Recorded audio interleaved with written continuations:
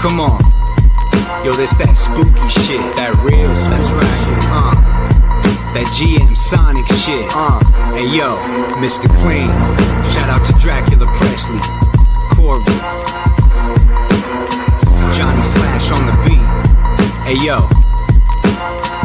Yo, it's the GM Sonic Show. Phantom opera flow, permissionless, immutable, unstoppable, spectacular. Gather with Corval and Dracula.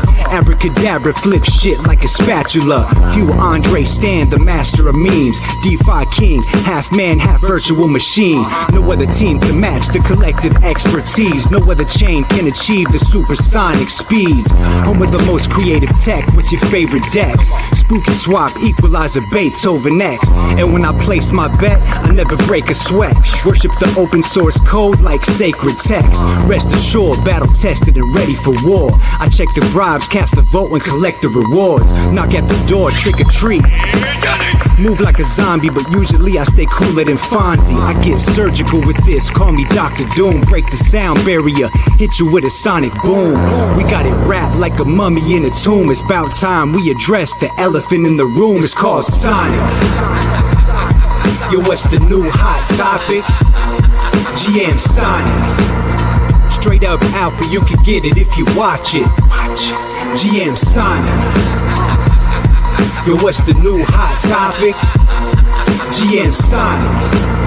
Straight up alpha, you can get it if you watch it. Yo, since the Genesis block, consensus didn't stop. Innovating since day one and never missed the plot. I'm just a humble yield farmer, tending these crops like a routine. See you at the next epoch. Ayo, the DeFi Renaissance, yeah, we were part of that. Your favorite dap, Phantom is where it started at. Go to Paint Swap and cop an ancient artifact. Let's run it back so we can 20x the market cap. FTM's the pre-sale, X is the ticker. It's best to zoom out so you can see the bigger picture. Brand new tech, brand new insignia. No trivia, we stacking more chips than Nvidia. Graduated from Halloween to a sonic theme. The dead chain resurrected make you wanna scream. Due diligence, follow the new primitives. Controlled by the citizens, built to move billions. Your mass adoption, that's the only option. We ain't stopping till we locked in the top 10. Who got the best community? Who got the most promise? Who got the most pumponomics? Phantom and now Sonic. Yo, what's the new hot topic? GM Sonic. Straight up alpha, you can get it if you watch it. GM Sonic. Yo, what's the new hot topic? GM Sonic. Straight up alpha, you can get it if you watch it.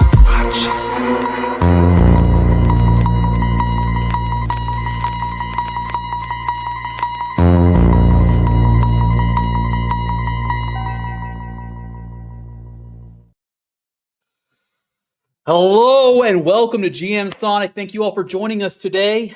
It's going to be a CorvalCast. I hope you're ready. We've got the K-pop girls dancing behind me. We're going to bring the energy, okay? I clickbaited you. I asked, is Sonic dead in the title? It's definitely not, and we're going to demonstrate that here today, okay?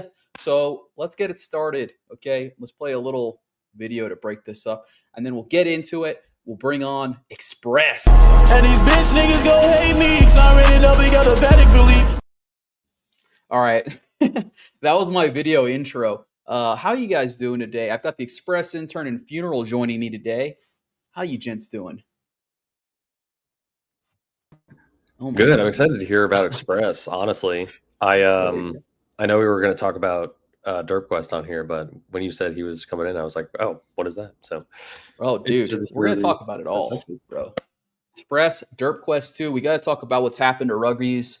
And we're also going to talk about a little bit like just generic stuff, temperament and all that. But I guess the first thing we should look at, and this is kind of embarrassing. I forgot to pull this up, actually. I pulled up everything else except for this. Let's look up the charts, okay? I personally, I don't know about you guys. How you guys been doing charting lately? You guys been charting well lately? I'm an RSI guy. You know, I'm oversold, overbought. I just kind of take a look at that. And then, you know, I mark conviction plays or teams that I'm watching. And then I either chase the waterfall or I'll try to strategically be like, hey, it looks kind of like I should buy now. Nice. See, I'm completely vibes. What about you, Xpress, in turn? I very easily get into rage trading. So most of the time I try to stick on developing stuff and working on the product. But sometimes sometimes I start and then it goes all quickly and in different directions. Yeah. Oh yeah, I feel you. That was happening to me a little bit last night. It's hard to enforce that discipline, you know. It's easy to let the emotions run wild on you, and you start revenge trading, and then you start losing. But let's take a look at the charts here. Bitcoin down, dude. Ansom's thesis. Have you guys seen this? Ansom, big influencer guy. He was saying that let me fix my anime girls here real quick. They're not anime. They're K-pop girls. How dare you? K-pop girls. Yeah, I feel very rude about that. I'm sorry. I apologize to Seraphim, Le Seraphim. But yeah, what was I saying? Oh yeah, Ansom's thesis was that we have topped in this market already. I don't know if you guys believe it or not, but Bitcoin is kind of looking like it. Bitcoin and Ethereum, they kind of are looking a little pained right now on the hourly. But let's switch it to the daily. Let's see how we're holding up. Okay. Pretty big dump, but still looks pretty healthy. You know, it's healthy to have big dumps sometimes, Funeral. Do you know that? Every morning. Every morning, that's right. Usually after So the majors are doing middling, okay? But we have seen some kind of strength. I feel like the only strength I'm really seeing in the market today is like, well, I guess it feels like a lot of things have bottomed out, but it seems like Aster and S actually have been kind of overperforming compared to others. Have you guys seen this? There's good plays happening right now in the market. There's definitely no need to doom and gloom. I see a lot of negativity on the timeline. I think that we have legs. I think we have November to look forward to. I agree. I think the momentum's still here. Yeah, there's still plays to be made. Aster took people by surprise. I think there's another one popping up. There's another trading platform on Solana right now. Oh, hold on. We just got to pump the price request. Let's pump the price for them. Guys, let's pump the price. Yeah, I got that button right here, actually, so I'm glad you said something. I forgot to press it. Yeah, oh, don't worry. I'm pressing the bull button. I don't know if you guys can hear it.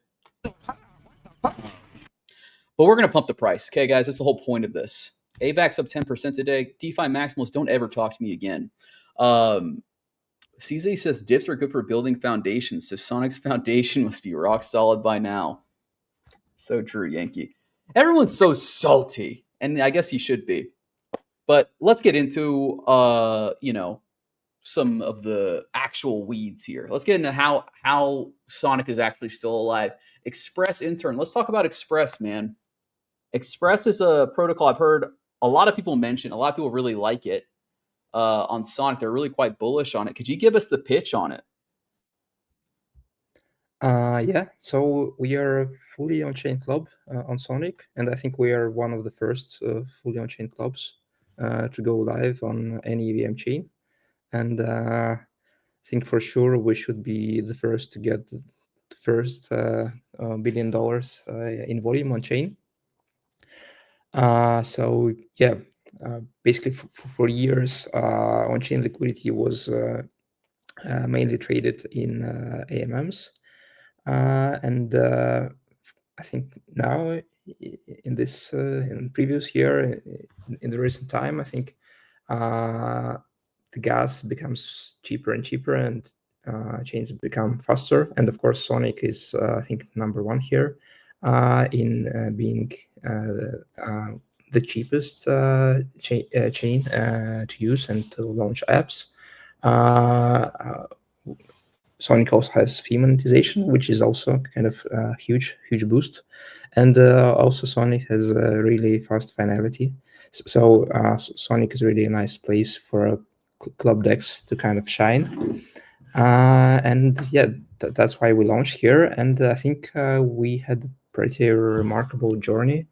So we had very little incentives to begin with, and we get lots of organic volume. So currently, most of the volume comes from the DEX aggregators, So Flytrade was the first one to integrate us, and we majority of our volume comes from them. And just recently, KyberSwap also integrated us as a liquidity source. And so basically, just because we are ClubDex, we managed to quote much more actively and much better than AMM dexes. And yeah, I can speak more about that. Yeah, I'm kind of curious. I kind of want to know more about how you guys have acquired this massive pile of liquidity. If you're saying you were kind of like resistant to incentives early on, did I hear that correctly? Not really resistant, but I don't think that they play like a major role. We also didn't launch a token yet. So if you look at some other protocols, I think liquidity is mostly tied to the token distribution. And once there is no token distribution, the liquidity might also dry out. And in our case, liquidity, I think, is more kind of sticky, and it is just there because it is just getting some yield from actual trading, if this makes sense. Yeah, I think that makes sense. Now, what kind of leverage can I do? Can I get it? Can I leverage on this? So not yet, but we working on it. We are working on it and planning to show something before end of year. So speaking of some practical stuff that you can actually earn the normal returns. So actually, maybe I can screen share at this point. Yeah, I've got the screen pulled up here, but if you want, I don't know if it gives you the top. No, it's fine. Actually, I have the same page.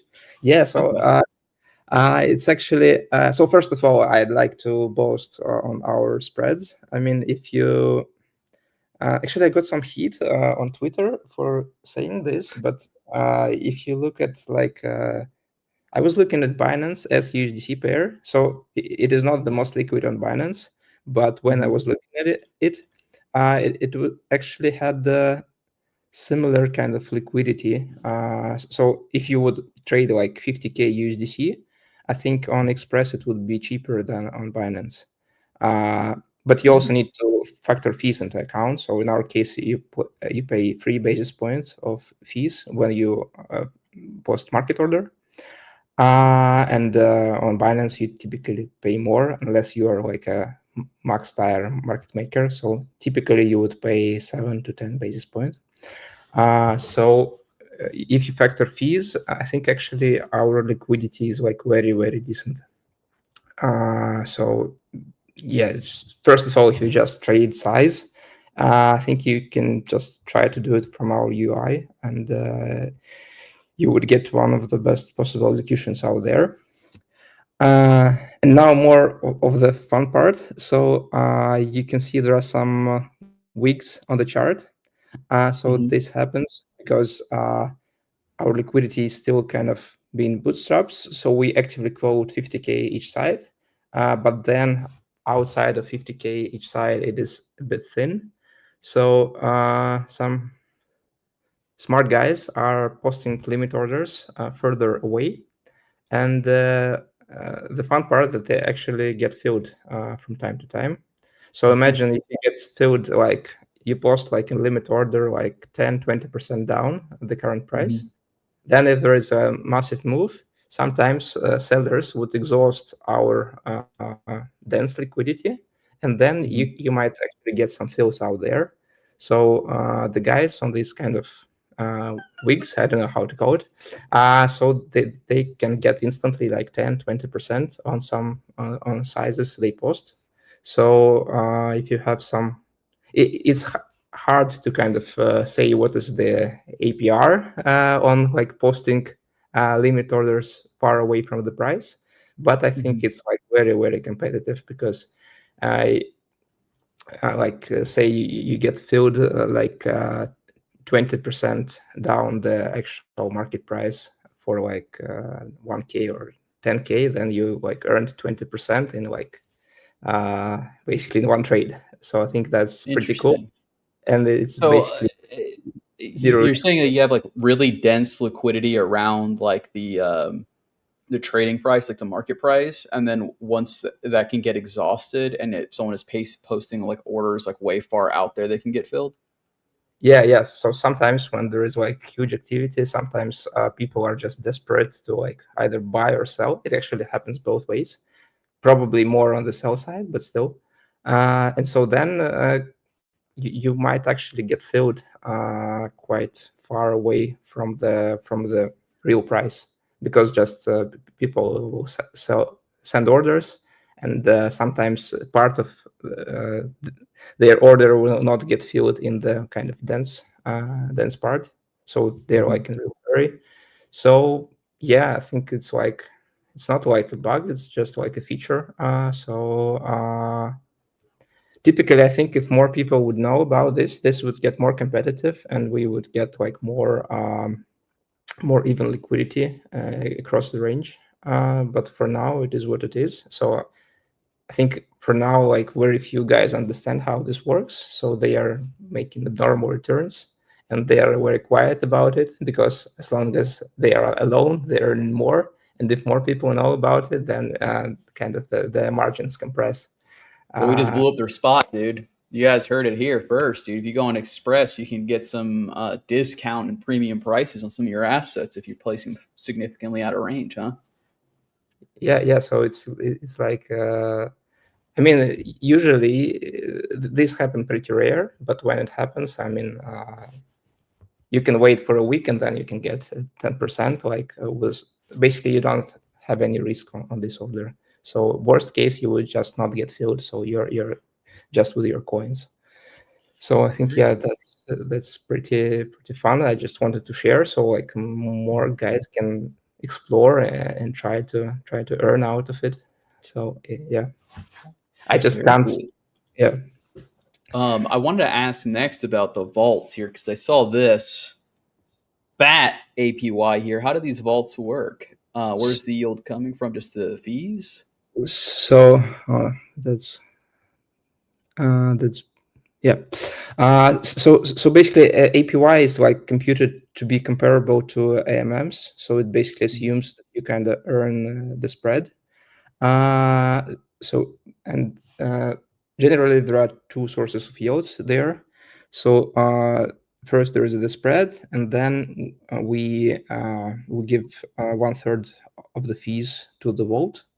So approximately this number on this page, I think we need to kind of double check. I think it should be higher. It should be around 800 mil, closer to that. So this, I think on the volume part. So basically the vault should earn 1 basis point from this volume.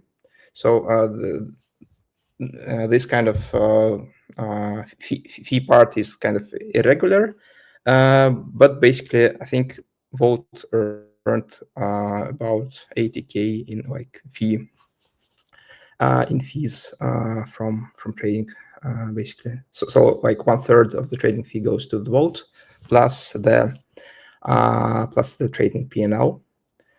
I think trading P&L is generally positive, and we're actually should be earning spread. The way we checked it is that we looked on the markouts. So it's a bit technical term. So markouts is used like in high frequency trading, for example, to measure performance. So what it does is that we say we have some complex market making algo, but we want to kind of get an idea how is it trading. It is holding a basket, so it's not clear because weights of basket are changing, and the assets inside the basket or prices are also moving. So by computing markouts, we compute how the price, basically how the trade performs for the next minute or 5 minutes after the trade. So for example, the vault sells somebody, and so the vault sells S or buys S from the user. And then in the markout, we measure how the S price would change in the 1 minute or 5 minutes after the trade. and then we kind of accumulate this. And we see that typically for Xpress, markouts are positive, which means that after the trade, the price kind of goes in the direction of the trade. Well, typically it means that we actually earn the spread. And in contrast, in most AMMs, when there is a trade, like AMM can say that it actually earned the fee. But what really happened is that AMM price was behind the centralized exchange price, and somebody was just arbitraging KMM. And so even with the fee, the price was probably worse than it was than the real market price on, like, say, Binance, for example. So the AMM was arbitraged,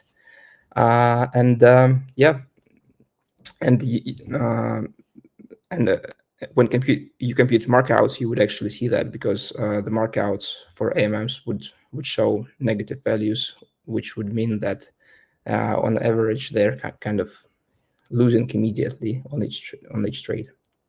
Interesting. That's a really interesting concept. I didn't really thought of that or heard of that. So you guys are saying that you guys are generally more in line with the market with the trades than typical AMMs? Yeah, because actually we adjust quotes every few seconds or even. I guess that makes a lot of sense, actually. Yeah, because you guys are actually managing. It's an order book, so you guys are actually managing quotes, prices, bids, and asks. Okay. Could you withdraw instantly, or is it any delay? It's a good question. I'm still thinking from this vault. No, there is no delay. There is, however, a fee. So basically, this is like a multi-token vault. So you can put any token and remove any token. So because of that, if there was like zero fee at all, then you could actually kind of trade through the vault by putting one token and then withdrawing another. So because of that, there is like a fee system. It is similar to GLP. If you know, there was like a long time ago, there was a DEX GemX which pioneered this multi-token liquidity token. And so basically there is like a small penalty, about, I think, 0.2%, something like this, if you shift the weights in a non-favorable direction. So basically there is like target weights for the LP vault, and if you deposit or withdraw to make weights deviate more from the target, then you pay small commission, about 0.2%. And if you actually bring it to the equilibria, then it's then commission is less or even zero. So, but there is no kind of no need to hold the token for a long time. It is fully liquid. So awesome. So there you go. Still thinking. There's a fee if you are depositing and withdrawing like out of ratio for this basket of goods, right? Is that correct? Yeah. So like, yeah, if you come in, you mess up the ratio, you got to pay basically a small fee. Very cool. Yeah. Okay. Now I want to know, it seems like right now you guys have like a really great product here, this club, right? You guys are really tight with the spreads, effective with the execution. Fat Juicy Vault. What's next? Are you guys going to launch a token? Are you guys introducing perps, or are you doing something even crazier? So the most kind of immediate thing in the next few weeks, probably. I always afraid to name exact timeline, because then I fuck it up.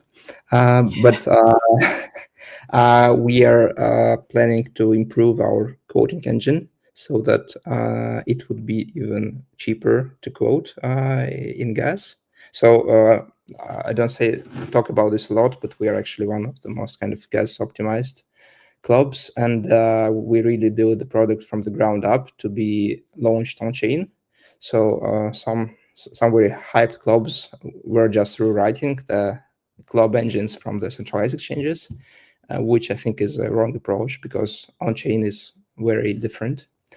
And so in the next few weeks, hope it would be 2 weeks, we would be improving our quoting engine, and we would be able to quote even faster and cheaper. So yeah, it would practically mean more accurate prices, even less spread, if it's possible. So currently it's like just a few ticks wide. So maybe in that case it would be just 1 tick as it is right now. And it should be also better performance for the LP vault, as the codes would be changed even more often. So the codes would be even better. So yeah, that's like most immediate thing. And then yeah, we are working on the perp offering. We hope to present it closer to the end of the year. And today we actually have like a small update. We actually we're in the process of launching some community coins on Sonic. So Goggles pair is live today. Wait, what's it called? Let me pull it up. Goggles. I think that's pretty famous one on Sonic. So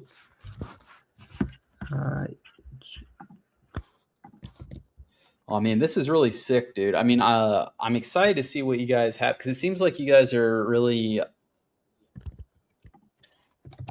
I don't know, like, this product seems like very simple on the surface. It's like perfect. It's like simple on the surface, but it seems very complex underneath, right? Like, I feel like anyone could use this. The vaults are simple, LPing is simple, trading is simple, swapping is simple. Kind of capturing that Hyperliquid feel of like, it's all fairly, I could come into here after working on Wall Street for 20 years and figure this out pretty quickly. So I'm stoked to see what else you guys got coming up with these community coins. Yes, so we would experiment with with meme coins, and we'll try to bring more users on the front end, and and then eventually the kind of perps and margin trading should be the ultimate killer proposition here.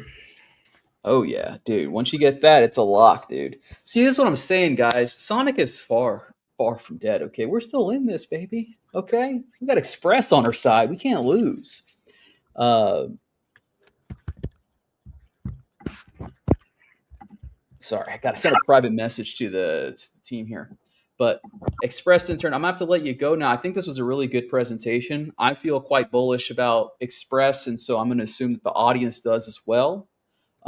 We hope to hear from you again soon, especially when those perps come up, or really anything. If you're ever free, just come back, dude. It was great chatting with you. Yeah, thank you, and everyone is welcome to try and trade through our front end from time to time. So limit orders are free. Last airdrop season, I think everyone who pressed the button and interacted got like 200 Sonic or something. God. Yeah, because most of the volume was from aggregators, but we wanted to reward the guys who actually interact with the platform in the first hand. So yeah, please do. Hell yeah. All right. I feel like you guys have been flying under the radar for a little too long. Guys, check out Xpress. Thank you again, Xpress intern. We'll catch you later. And now we're going to move along into, well, where do I want to go next? Funeral, are you there? Funeral's been muted this whole time, waiting patiently. Yeah, I'm not going to talk about Xpress. I don't know anything about it. We should definitely talk about the state of affairs. Okay, yeah. Let's start there. Well, let me check out my okay, yeah, let's start there. Let's start with this. The team has landed in Korea. Okay, that's what my notes show here. This is what my team has provided to me. Is where's this? It's like my first time using StreamYard, dude. Okay, the team is in Korea. For the first time, they've not assaulted people with their merch. They haven't chucked it at people's heads and the like. But this is kind of like, Funeral, stop me if I'm wrong, but like it feels like there's been like a cataclysm, and this is like one of the first few things we've been hearing from the team. So it's got me thinking that something big is coming in Asia, dude. I don't think that's necessarily the case. I think that when it comes to social media, when you Mhm. have something going on, you need to start making noise on the internet about it. And so many teams are in Korea right now. Mhm. It's just a good look to be a part of that, to show, hey, we are We're also part of the club. in Korea. I don't think this alludes to any sort of like announcement. I think it's just more so, hey, everyone's talking at this event. We're also showing up. So you kind of view I guess I mean like the summit, like having like a separate event that they want to like really blow it up. Because like I see the value of that, but like having a summit, I don't know, like if like your own little con, it doesn't seem like that valuable unless you really want to like push a message, right? The message But is then Sonic, again, right? They're trying to push yeah, their tech. I think that's the big push. You know, they've got so many people over there already. They're putting up a big sign saying, "Look at me." hmm yeah, I guess so. It's try to attract more attention here in Korea. I also have lists here. Their revealed media partners for Singapore. We have a nice little list here. We got some big names on there. But I mean, the real fact of the matter here is like this is the kind of stuff. All right, I guess why I'm fixated on Singapore is one because I'm going, and two because it seems like it's like the one opportunity we have here to really flip sentiment around. And by we, I mean the labs, not me, because I don't have any control over what they do. What do you think, Funeral? Because it's been pretty brutal on the timeline, dude. We've had teams shutting down. We've had people leaving, tantrums. Prices never been worse. Event marketing is good marketing. I think that it really depends on the intention. I like when people get together to share ideas. Hopefully, this is exactly what that is. People just coming together to talk about what's next. Mhm. And people are always asking, when marketing, what is good marketing? This is a lot better for me in terms of time spent, right? We've got Mhm. a lot of effort happening, but seeing them actually try to do a summit. But the one critique I will say is that I think it's too close to in time to the Vienna summit. I think Mhm. maybe establishing an annual cadence to it would have been cool. Yeah, I I'm guess interested like to see what that cadence is. it seems to me like their approach is more of like trying to crack open these markets. So they're trying to like use this as like a one of the wedges to kind of open it up. Obviously, like there's lots of. Let's talk marketing a little bit. Funeral. You're a marketer, right? You're familiar with marketing. I've heard of it. Lots of crypto people talk about marketing, but a lot of them don't really seem to understand what it is because marketing isn't necessarily just like posting tweet threads or having points programs or like a Kaido whatever, right? A lot of it is kind of like this building like the image or whatever. Um, so like I'm totally cool with that, but I also feel like a lot of times, I guess the feeling here from the community is that a lot of times it doesn't feel like the labs team is like targeted, and this is to your point that like uh, the Singapore summit is pretty close after Vienna, so it kind of just feels like we had a good idea, so we're doing it again. But it's not like we really thought deeply about like who we're getting here. But then again, we're not in the inside, so it's hard to say, right? Yeah, I wouldn't know. Again, it's that cadence about the summit. Maybe you're right. Maybe it's very geographic and they're trying to unlock different Mhm. regions of trading. Maybe they'll go to Turkey and try to tap into the big trading market that's there. Mhm. Korea, they're already trying there as well. Oh yeah, why hasn't there been a Sonic? What is it in Turkey? Constantinople, Istanbul, Sonic Istanbul. That should be the next one. Yeah, you're welcome. You're Thanks, welcome, dude. Labs. Yeah, I marketing is my whole life, right? Like Mhm. attention, adoption, trust. Name of the game here. Uh, Latching on to trends, people take that like do too much of that. Like we see Homeland Security posting Pokemon cards of people. Mhm. memeing is not always good. Like, like if you are trying to sell a product, there are so many different ways to go about it. And in this space, when we champion behind decentralization, it's hard to see marketing happening from a decentralized entity, because marketing is a very centralized effort, and it kind of falls onto the community of builders to be the marketing, and you really have to ignite that fire in people. That's why you have Ethereum being the staple that it is. You had people adopting the tech, using the tech, expanding on it, and the right now, I guess, the more devs and good builders, healthy builders you have on the chain, the better chance you have at other retail adopting your chain, because they have other stuff that's being built and people getting excited. Right now, Solana's kind of eating everyone's lunch at new developers year over year. Even Ethereum, like you'll see proportionally, there's just so many people trying out that chain now. I think, again, like, I'm not, like, to your point, we're not in that room. We don't know. I don't know what they're doing. Yeah, because to your point, like, it's like, what group are you targeting with the marketing, right? Like, so Solana is really popular with, I mean, Solana is just kind of winning in the marketing department, I would say, because it's pulling in retail and it's pulling in like more devs than ever, like you said. And I think the problem here is on Sonic, there's not really like a strong clarity of vision in terms of like, who do we even want to onboard, right? Like, do we want, like, I guess the focus has been on builders recently, and I guess that's paying off, but it's also like a chicken and the egg problem, right? You got to have both. And like, who do you want the users to be? Do you want it to be like Kaido yappers chasing $5 payouts, or do you want it to be big money firms? Do you want it to be all of them? I mean, these are all different groups of people with different risk tolerances or different desires. Kaido's an interesting topic. I mean, I think that this cycle is way less.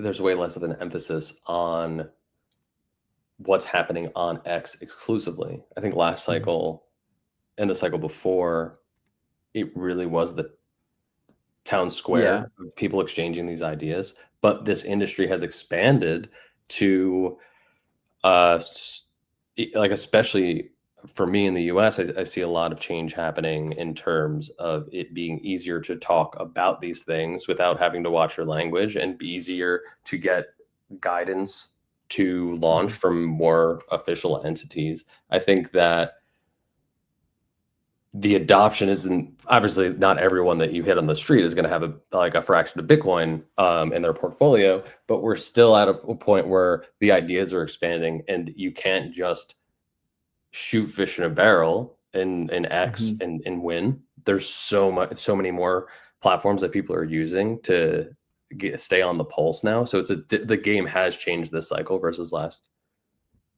Yeah, and to Egg's finance point, it's actually not always the case in the industry. I don't know if he's saying that about this, but I'm assuming he is. In that, and it's not always the case in this industry that like you're confused about who you're targeting, right? Like, if you have a big enough organization, you can target multiple groups of people, but you have concerted efforts and channels that target that specific group of people, right? And it seems like because we were like really focused on X, it's just really not playing out, because I agree with you, Funeral. X is not the hub it used to be. It's full of a lot more garbage than ever before. Like, it's just like, there's a lot more signal to noise now. And so, like you're saying, right? Like, if I want to meet crypto people, if I want to meet people that are developers or whatever, there's a lot more official channels to go through now that are a lot more reputable. And I can bypass crypto culture of like X, right? Like, I don't need to go there. But that was more of a critique on Kaido itself and the adoption that it's gotten. I understand it's useful to incentivize attention and that. Well, wait, can I cut you off here actually? Because this is a good point, actually. Is like the Kaido incentivization is super interesting to me because I've had this idea for a while that like incentivizing behavior is not necessarily, it's not simple and it's not going to give you the results you want all the time, right? Like the classic one is, yes, I hated the AI slop threads. The thing is, like, have you ever heard of the Cobra effect or I think it's like the Cobra paradox or some shit? The story goes that in India, the British Empire, when they took over the government or whatever, it's complicated. I think they took over the government, whatever. They made a lot of laws, right? And one of the laws, or one of the things, they took a lot of like social like programs. They put a lot of social programs in place, often just make things easier for them. But I don't know why I'm doing so much fucking carrying water for them. Basically, they did this. There was a lot of cobras in India, venomous cobras. And so the British, they were like, we got to get rid of these venomous cobras. They're killing people all the time. So what they did is they put a bounty system out for cobras, right? They were like, we'll pay you guys $50 for every dead cobra you bring us, right? Makes sense. Then people start breeding cobras. People start breeding cobras and the cobra numbers grow, right? Now, interestingly enough, you know, I've heard this example kind of be used to say, like, that's why we should make it legal to do big game hunting, because then people won't be poaching. We'll be incentivizing people to breed. But the point still stands. There's kind of incentivization. We see it in this industry a lot, right? Where people get toxic results as a result of their incentivization programs, which is Kaido AI slop threads, which are not good for your brand because you're filling up.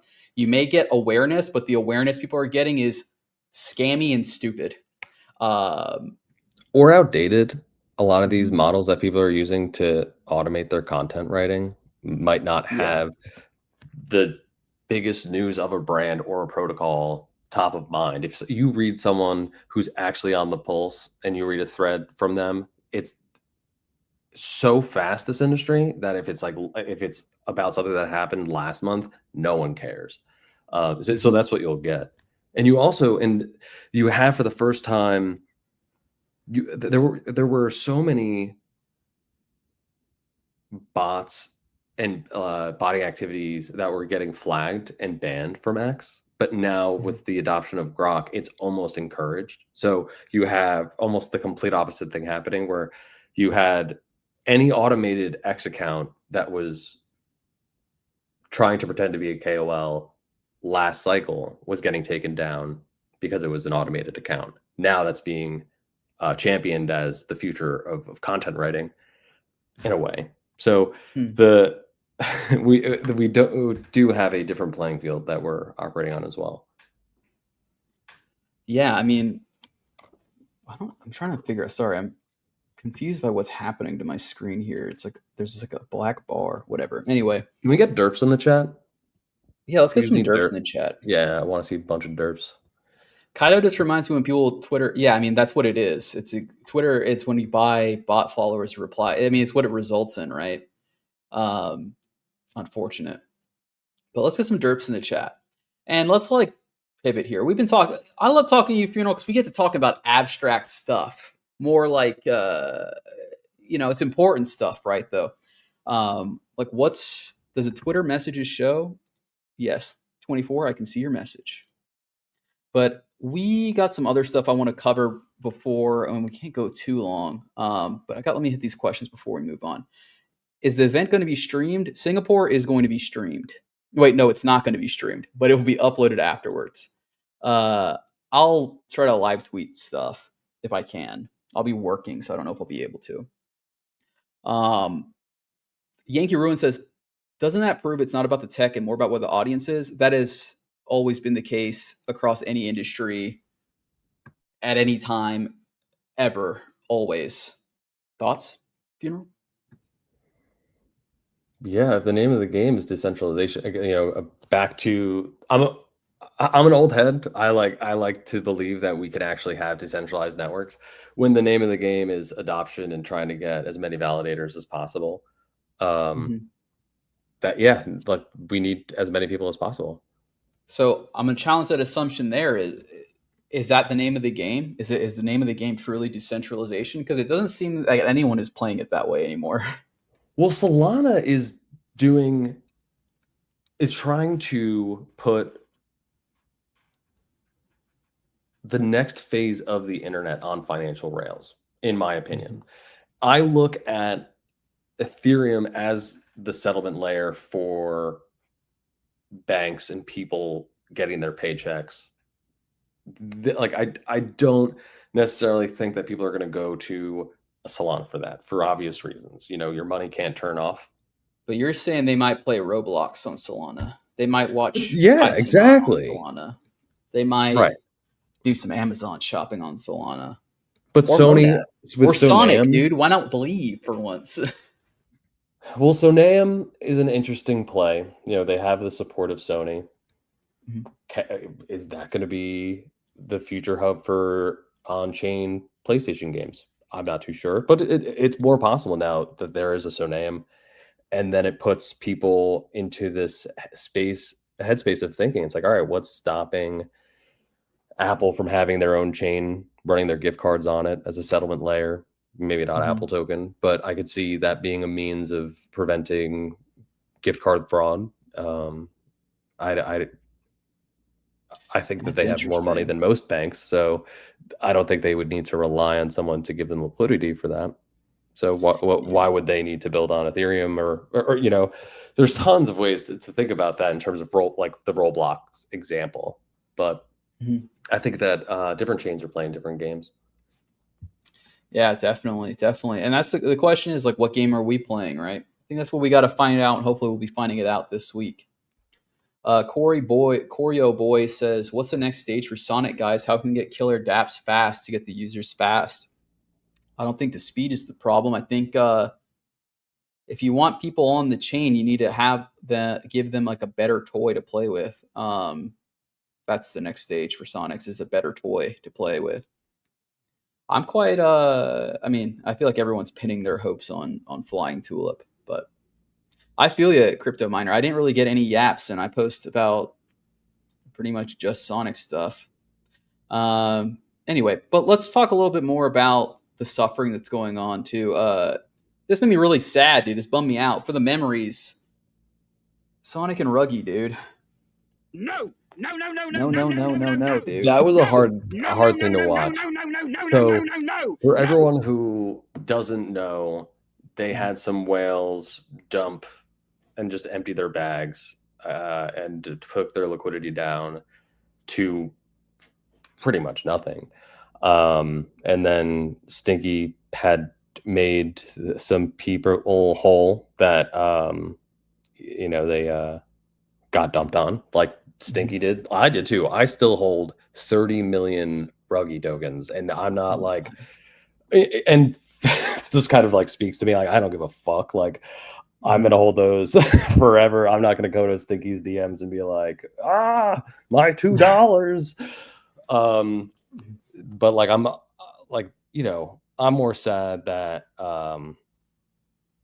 they posted that. I think that Ruggy and Ruggle Games is going to live on forever. I think people are still going to see the Ruggy brand. I think Stinky is an amazing dev, a great project leader. He's going to continue to build and do cool things. I'm confident. Yeah, 100%. I think that not every project needs a token. I think they could survive without one. I think they could definitely regroup and reform. I think so too. Dude. I think we're flip-flop here on the GM Sonic podcast. We're always opposed to Andre Cronje. When Andre Cronje says a token is the product, we say, no, sir. It's too late for that. Well, no, okay. But not every project needs a token. Like, for example, I don't know, Tech Deck doesn't need a token. Like, no. Kanye West doesn't need a token. I'm busting your balls, dude. I totally agree with you. There are definitely, a big problem in crypto is every dipshit launches a token. And like, because again, talking about the shifting trends in our markets, right? I think it was Ansem or someone who posted a long form. I read a long form post last night, like 4 a.m. because I couldn't sleep. And they were talking about how, back in the day, dude, in 2020, 2021, you launch a token, there's your $100,000, dude. There you go. Easy money. Easy money, right? So everyone did it all the time, and everyone got in the bad habit of doing it. But in reality, I think if you got a good enough product with good enough revenue, there's no point in launching a token unless you're using it to like expand revenue. You know what I mean? It's like a whole project in and of itself, you know? Yeah, there's so many different reasons to want a token. If you want governance, if you want to share responsibility and opinion, you could do that. With Derp, it was more of experimenting with an idea that I wanted people to be able to press a button and get tokens instead of getting fake points like they were getting on Tron. So I was like, okay, well, I definitely don't want to give people Sonic because that's insane. So in those instances, I could understand needing your own token for that. Or if you're in a community and you have a community token, using that token for your product. So my point is that these seem to be projects that you're describing where the token is like the central part of it. I'm talking about like your tech deck example, or I'm trying to think of like other examples in crypto. To be honest, I still don't quite understand why Hey Anon needs a token. Like if it's an agent, can I just pay him in USDC for the compute? Like, isn't it like an unnecessary step? Or yeah, is it going to be session tokens, right? Like kind of how other AI agents work, where you need to buy tokens to use the model. That I don't understand. I'm not. I'm kind of skeptical on that. Now I not to FUD Danny or whatever. I'm sure it's great or whatever, but just my thoughts. Stinky says Ruggie made zero revenue for the team, launched with 100 Phantom from 2 devs not used for fundraising. So I don't mean to imply that, you know, everyone that launches a token is doing it for profit. But what I'm getting at is we have this habit in the industry, especially been around for a while. If you see someone launch a token for a good reason, right? Just in general, you think it's a little sketchy, right? It's a little sketchy. I don't know if I want it. But that's a complete change from how it used to be, where everyone just bought everything. So my point being this, guys like Ruggie, they're not making a fuckload of money, dude. No one is just buying tokens anymore. They're doing like a fun little thing. And what's sad about it to me is the economy of the network could not support it, which is very, very bearish to me, in the short term at least. But I do think things are turning around. Angre Cronia says Sonic needs less whiny bitches. I agree. And just to be clear, this is not to criticize Ruggie for having a token. I think that I'm criticizing people for thinking the Ruggie token should go up. Like, I think that having a token to use raffles and to use the great tech that Stinky has built, having a token to do that makes sense. But if you're like overexposed to a token that is prime use case is to use cool games and have a raffle, you have false expectations of what that is. Yeah. Like, so I just want to be clear in that. Like, I still think everything that Stinky built was amazing. He's helped so many projects, and I'm just reading guys' comment here now. Yeah, no, he says it's good points, funeral, especially for future devs. Maybe you don't need a token, save yourself the headache. I mean, the thing is, Ruggies might have worked if they're with a token if the economy of the network could support it. But just in general, basically what I'm getting at is, guys, if you're out here and you're a blockchain developer and you have the opportunity and you can make a product that is generating revenue, think a good long hour about couple hours about whether or not you need a token. This is kind of even just separate from even the Ruggies point.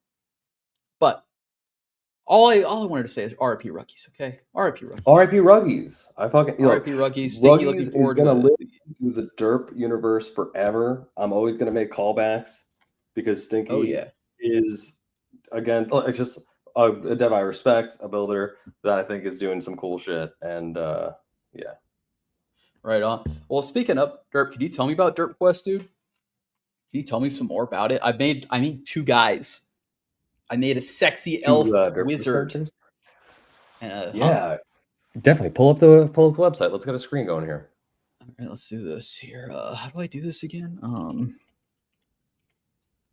So DerpQuest. Oh wait, dude, Dude, oh man. Holy shit, dude. Oh, dude, you got to rename, dude. DerpQuest is the username of Cody Townsend, who is a gamer, mechanic, and video editor on Twitch. So, sorry. Oh wait, you don't even see this. Yeah, sorry, dude. It's over, bro. All right, but what's the URL for real? I don't care.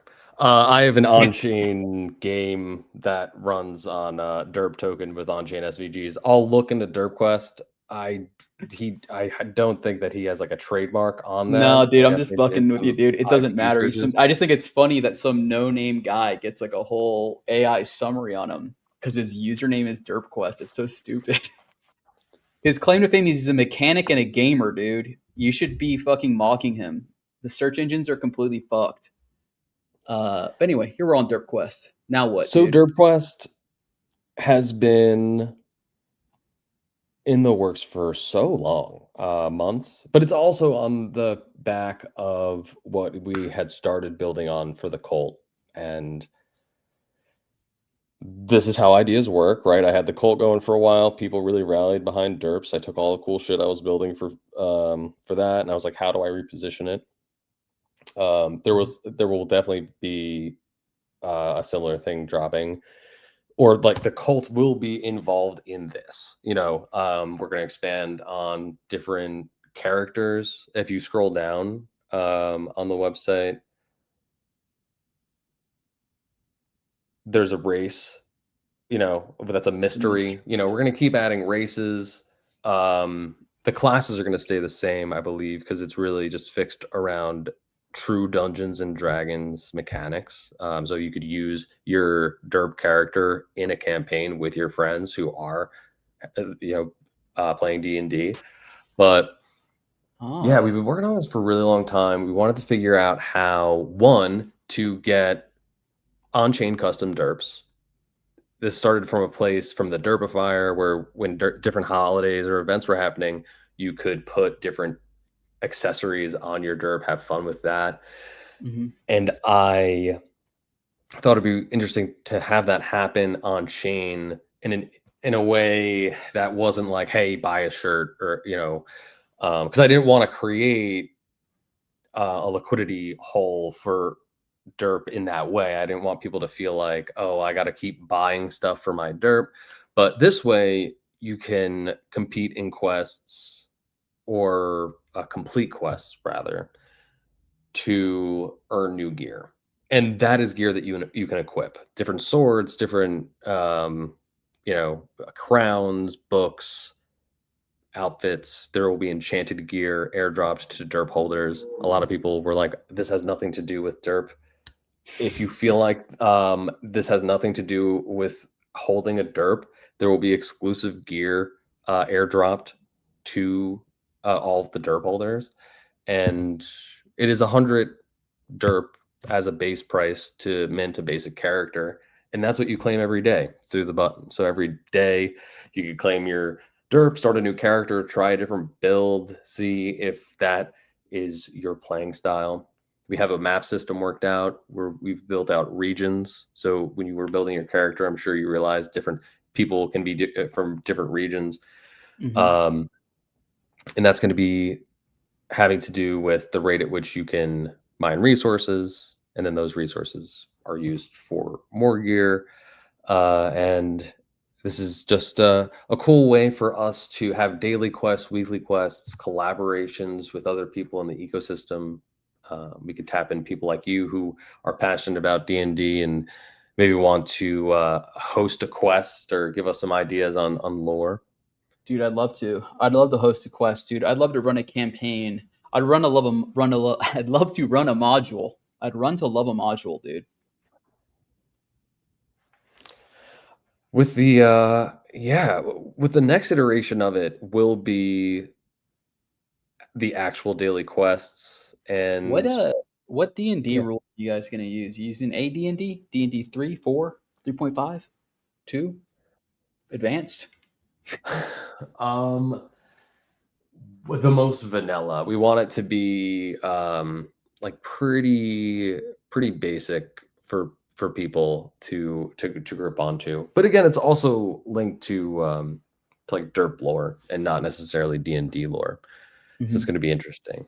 Like Uppy's Mountains or the Mountain of Dude, these certain things that kind of call out certain memes in the ecosystem.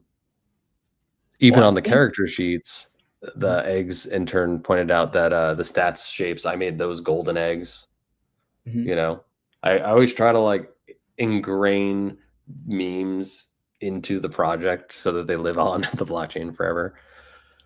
Awesome, dude.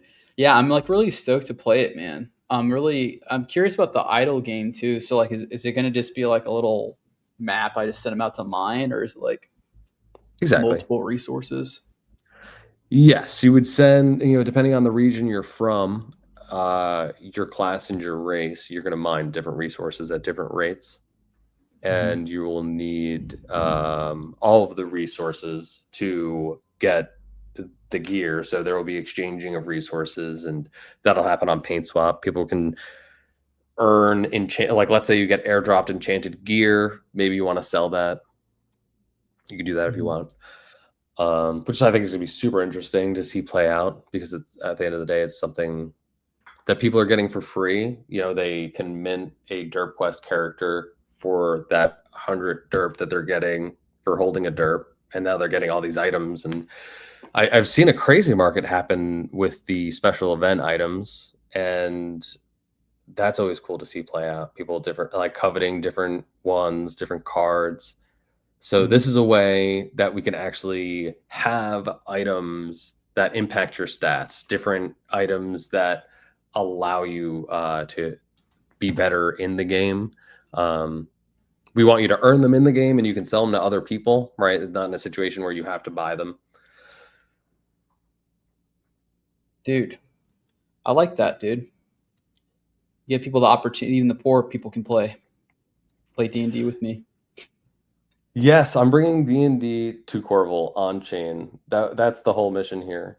But at the same time, I like seeing what people use the tools for. People are using DerpQuest characters as a naming service right now, because DerpQuest characters are a name exclusive. Like you can only have one name paired to one ID, and if someone tries to make a Corval character, it'll say error. You can't mint that. So you could be Jeff Bezos, and you can park the Jeff Bezos derp in case he wants to hop and play a campaign or something. We should get the guys from Critical Role to participate. That might be something. Might be hard to get. They're kind of famous, aren't they? But they might like it though. It's just like a really accessible art style put on a very complex game, and it is less intimidating, I think, that when you have like character sheets in D&D, if you hand someone an official character sheet, like they might be like, "Whoa, this is a lot. I didn't know I was like taking a test." But if you just give them like a derp quest character, it's like, sick. Okay, this is my elf. Yeah. No, I think you're right. I think is it gonna be on mobile? It's mobile first. Yeah. This time we went mobile first. Oh yeah. This is gonna work well, dude. On the challenging people on the streets. Just show people like, I was now, at the just bar. Pull my phone and show my derp and say, "You ready to battle a wizard?" Literally, this is me. Yeah, I was at the bar the night of launch. I was going up to my friends. I was like joking. I was like, "This is me. This is me as a wizard. I'm a mage. What are you? You're nothing. You ain't got shit, dude. Not even a derp, dude. Not even derped up. Yeah, you're not even derped up." And I was looking at like the timeline here, your roadmap. Things are gonna be moving quite quickly here. So we're gonna get these daily, weekly quests coming next month. Those are like little mini campaigns. Yes, that's more of the idle thing where you can you'll see different ones available to you. You can complete them. Awesome. Well, dude, I'm totally looking forward to that. We're definitely gonna do that live on air when that happens. But I should have organized this show a little bit better, because we should have talked about this right after we talked about the prices being all fucked. Is that crypto liquidations hit 1.8 billion in a day? Did you see that, dude? This is what drove the price down. Apparently, this guy Blub, I'll give him a follow back for this post. It's a good one. People love to blame Wintermute, but they received 15 million S and sent some to Sexes for market making, but they didn't really drive the price drop. It looks like it was Aave and Silo liquidations that caused the drop down to 23. So good entry if you need it. Bad exit if you were looking to, I don't know, buy some Labubus or whatever. I have like a funny video, but like we're kind of like getting close to time. How are you on time, Funeral? I'm good. I blocked out till 2 for this, but okay. Wait, that's like another like 20 minutes or so. Okay, yeah, so let's talk about some general news first. Congratulations to those of you that have been raptured today. If you haven't been raptured, better luck next time. I just thought this was like a funny news story, particularly when like the timeline was melting down. It did feel like the end of the world, dude. Like everyone on Sonic is like, it's the end of the fucking world. And then I go on like TikTok and it's some crazy white lady telling me that the end of the world is happening tomorrow. Get right with God.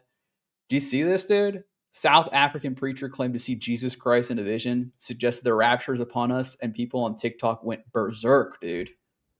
I'm used to people posting about seeing Jesus in their toast, but not like this. Yeah, I feel like this is kind of indicative of the psycho structure of the world right now, where people are really scared and expecting cataclysm. If there's not a poly market about it, it's not real. Like if people aren't betting on this, I don't think it's going to happen. Yeah, that's probably not going to happen. I do think it's interesting, and I want to point this out that like I forget what it's called. Like people calling for the end of the world is like a really common thing. Right? Like it's happened a lot throughout history, and it's happening so much now. Like we have people like screaming about the economy going to be completely obliterated. Yeah, Zorkblatt, this is my point. Is the rapture seems to happen every few years. 2012, nuclear war. It's just always something, dude. I don't believe it. It was obviously I don't believe them. Yeah, it's like Parks and Recreation. Were you a fan of that show? Yeah, I love that little horse. Little horse. From that show. But there's this cult that they're like, they keep on saying like, oh, the world's ending next year. It wasn't this year. Fuck, we got it wrong. We got to reschedule this. I forget who it was. There's a cult leader. So like, there's a couple like cult leaders that did that were like in real life that were kind of funny, like where they just kind of like kept pushing the deadline back. But there's one, I think it might have been the Heaven's Gate guys, where it's like the date came and nothing was happening. So they're like, oh, we just got to kill ourselves, actually. Like they were like, we're going to make it happen, dude. Everyone here's world is ending today, whether or not the cult is right. Crazy stuff. Ship it now. Literally. All right. So I've got another funny kind of like general news thing here. Also, this is more crypto focused. So I've never even seen this account before, ever. Honey, you ever seen this? It's a swing trader. I don't follow this account, but I've been seeing people unfold. She kind of looks like my landlady, like my leasing agent. This is crazy. I'm gonna go confront her later today. So, but you've been seeing this on the timeline, right? Yes.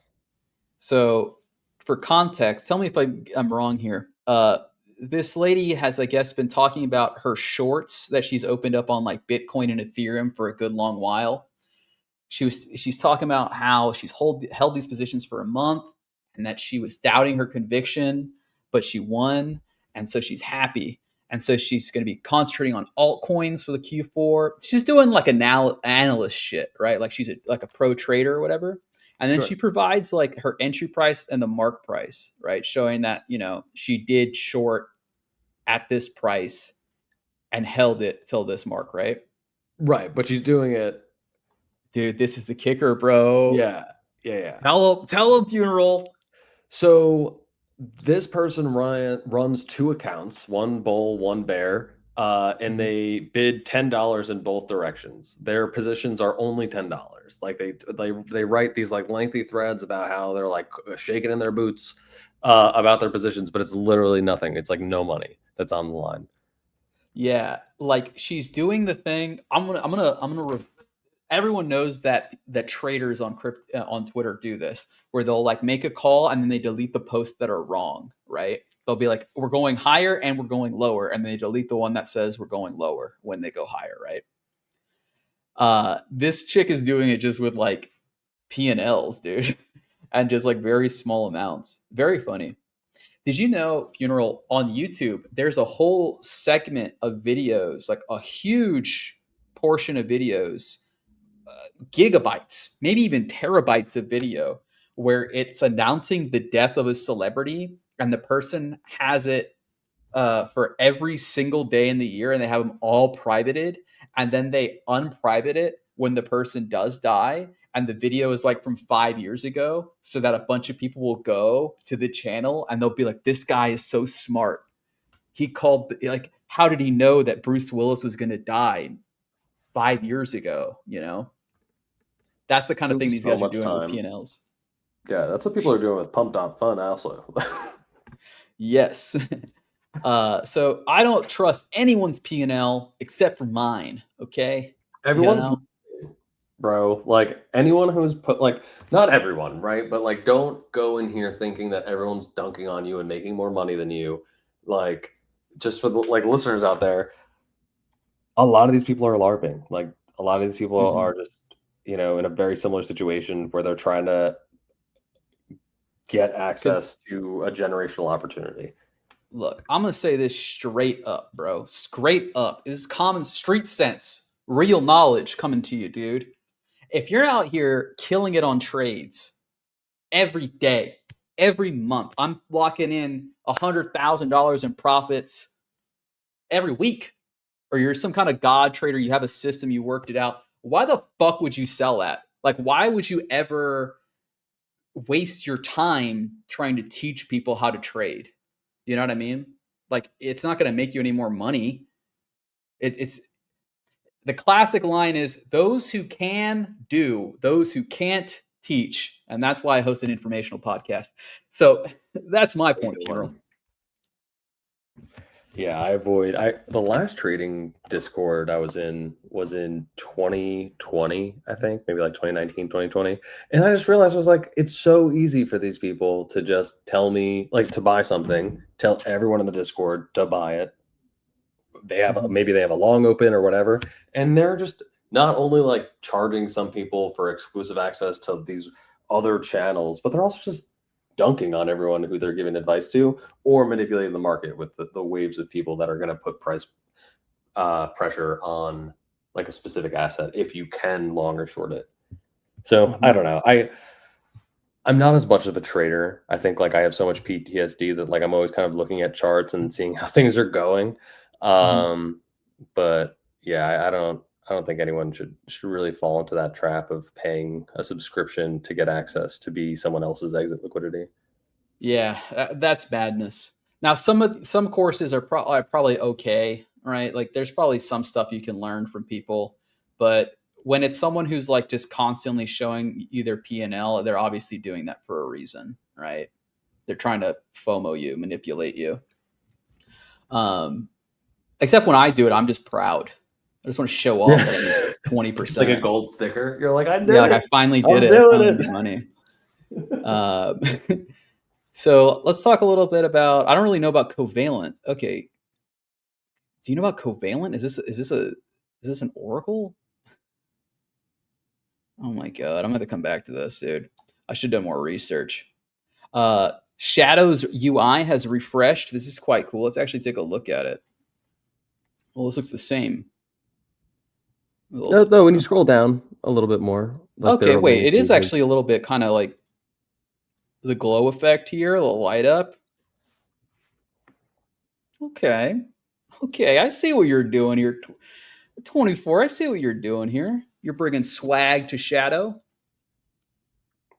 PaintSwap had also done some restructuring for their links so that PaintSwap.io goes to more of a landing page. Oh yeah. You used to go right to the NFT marketplace. Now it kind of gives a breakdown of what else they're doing. Good. I'm still bullish on PaintSwap. I'm pretty much just bullish on all the teams where I've met the developers and I like them. So I'm bullish on Paint Swap. I think they epitomize them and like Beethoven just been building nonstop through like pain and suffering.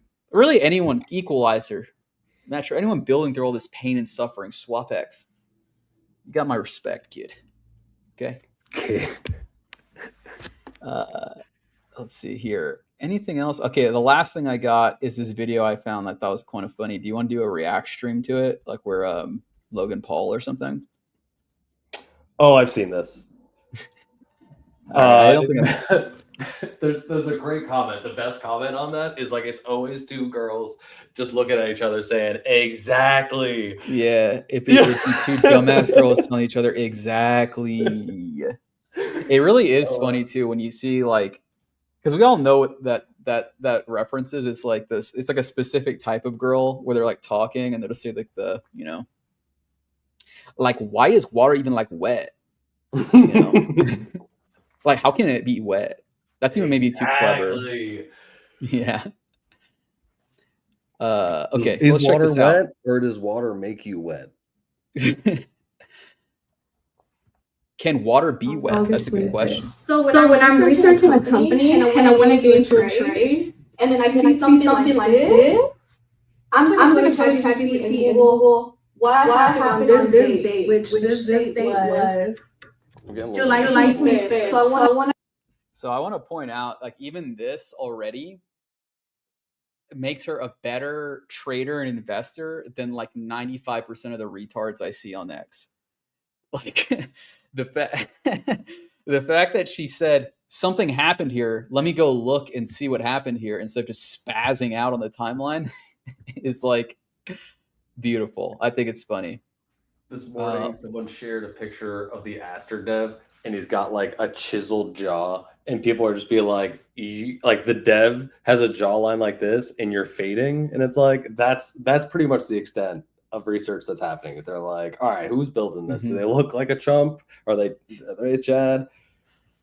Yeah, dude, for real. So like, it's kind of funny that we even think that we can judge this.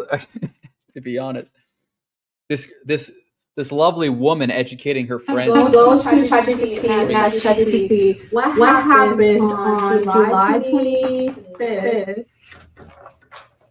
It's also awesome because the gets is so worthless. Amazon stock lived approximately 3% of bad tech stocks. Oh, echoing. I don't think I can even play this because of the echo. We'll have to figure that out. But anyway, I think you guys get it. It's hot babes learning how to trade. So I'll let you guys decide if that's a top signal or not. It's not a song. It's not quite. That's retail. That's retail coming to buy our bags. Oh, yeah. Except she was talking about trading Amazon stocks, so she may not even be coming here, dude. Unfortunately. But, I want to know how you guys are feeling now about Sonic. Yeah, I feel like the day after I had food poisoning. Cautiously optimistic, funeral. What about you? I think that the tech is here, the liquidity is here, Aave's here, Beaver Joker. It is like a lot of people in the chat were saying adoption. I think at this point, I'm very bullish on the 24. I think that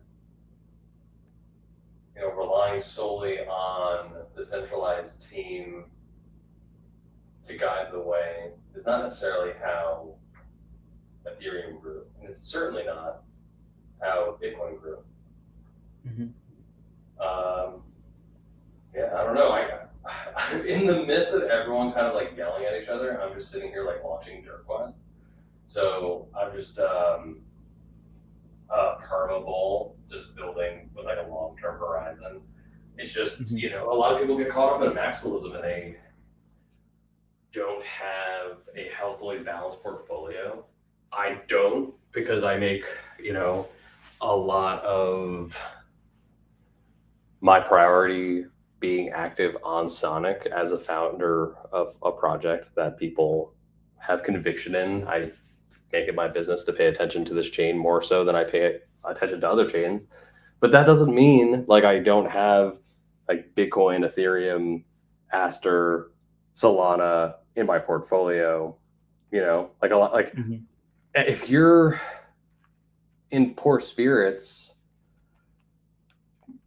like, you know, you're not experiencing some of these runs that are happening on some of these assets, you know, maybe it's time to reassess like your risk,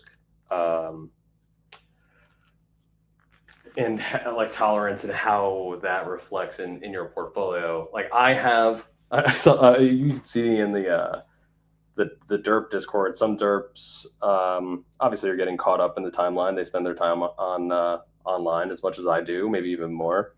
But the sentiment on the timeline gets to people, and like there are Derps coming for my throat, and it's like I'm building all of the time. So if you're upset, you know, maybe you are getting like a little backsplash of that of that emotional thing. But the last thing that I put in the Discord was, you know, I'm personally loaded to the teeth with Sonic, mainly because of how much of my time goes into Derp and building Derp, and how that results in me making more Sonic. And so of course I have a lot of Sonic, but I'm also a different kind of person. I'm holding 30 million Ruggie token and not really like thinking about it, you know. I'm buying things with a different intention. So yeah, the sentiment I think is very, very grim, but that's not euphoria. I made a joke of that the day that our boy Sarge went to war or went into the battlefields. I jokingly posted that day, well, this is definitely not what euphoria is. And you have to think about market cycles and how typically we hit our peaks in November, early December every 4 years. And this is maybe in a bit of a different cycle, but I think that if you're seeing pain on the timeline and you've been active this whole time and you haven't been like experiencing like pants shitting gains at least like one of your assets. And what I mean by that is like a 2 to 10x, like that's something that like you get in a short time here that you simply don't get in a lot of traditional markets unless you're betting on Circle and Coinbase and like related assets that retail are using to get exposure to this. Like, I think that like, you know, this is, if you look at the emotional sways and the waves of the cycle, is kind of in the script. I think that people are going to be in pain, and we're going to see another rally in alts. If we'll get swept, I mean, obviously we'll get swept into that to a degree, but I think that, yeah, a lot of people are just hyper focusing on one bag and not really balancing their portfolio a lot. That might be getting to them too. Yeah, I think the issue here is it's all an emotional thing. It's a lot of people with a lot of different lifestyles, a lot of different goals, a lot of different interests, right? A lot of different needs. So like, I agree that like most people are probably not engaging in crypto in the way that they should be in terms of investing, and that like they're probably way over allocated. And they're probably way over allocated to a select group of favorites, and which could be fine, right? If you're realistic about the risk you're undertaking. But I don't know. It just seems to me that like a lot of people seem to be either betting with money that they shouldn't be with their fucking rent money, or they're have like an unrealistic, or it's a realistic emotional response to seeing that a lot of your money has disappeared. But I do find it funny that it often does seem to be like, not funny. It makes sense in a way. You know, the classic joke in crypto is the most angry person is the person who has lost the least, you know? Like I've worked customer service roles in this industry before, you know, fielding Discord reply tickets or whatever. And it's always funny how like the people that are the most rude, aggressive, and overbearing are the ones that have lost like $10, Whereas the guy that's lost $10,000, $100,000 is oftentimes more understanding. Like that I put $100,000 into this and I knew the risks, you know. But I don't know. I think that doesn't feel good to lose money. People don't like to lose money. That's a fact. I think that people look and get into this a majority of the time because they look at this as like our generation's way to capitalize on our education habits and knowledge to outsmart the generation before. And now we're just a couple cycles in where the other people that you are planning on using as exit liquidity, right? Like at the end of the day, if you're looking to sell and make money, you're hoping that a lot of people buy after you. And what people aren't seeing is that a lot of that money that's trying to get exposure to on-chain assets and this generational means of financial growth, retail has other options now. They can invest in Coinbase. They can invest in Circle. They can invest in ETFs. So it's just going to be a little bit different. You're like, you know, you're going to make money, but it's not going to be like Shiba. Because again, like there were just less memes back then. So a lot more liquidity was going into memes because less memes were coming out. Ruggies lost its pizzeria money. R.I.P. But yeah, I think people are sad because maybe they got onto the like this chain expecting like life-changing gains, and they aren't seeing that, and maybe they're like, you know, buying the wrong things or selling at the peaks and buying at the wrong points. But I do, to be fair, if you bought Sonic in the last like 3 months, there's like a 90% chance that you bought like right before a massive sell-off. But my what I would say to that is, you gotta nut up, dude. It was your money, you chose what to do with it, and if it's not working out, I mean, I don't know. I mean, I'm not happy about it here. I'm in the same boat, but I don't know. My personal philosophy is like, whining and complaining isn't really going to change it. I just got to make different decisions next time. You know what I mean? Oh, yeah. I don't understand that aspect of it. Like going to the timeline, I have a different approach. I'm a shit poster. You know, I just post memes and GMs. And if I do post something lengthy, it's probably something I think I know a lot about, but I'm not going to sit there. And this is probably, you know, this is a problem too. Like when, like people people from like other classes of crypto, like aren't sitting there being like, I'm down like this much money. Who's responsible? I'm coming for this person. It's like, that's just not it, you know, like, it's PvP at the end of the day, you know? Yeah. Well, guys, I mean, we're at time now, and my video just ended. Thanks for watching. I'm gonna use her outro. Thanks for watching. Be sure to like and subscribe. Boost this video on YouTube. Some new feature they added where you can hit like and do something else, and it recommends it to people. I want to thank you for coming on with me, Funeral, keeping me company. We had some good conversation. Couldn't have done it without you, dude. Thank you for having me. Always a pleasure being up here.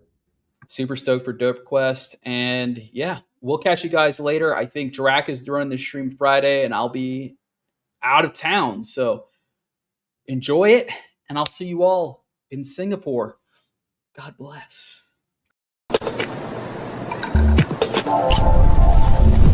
GM Sonic is Corval and Dracula Presley. GM.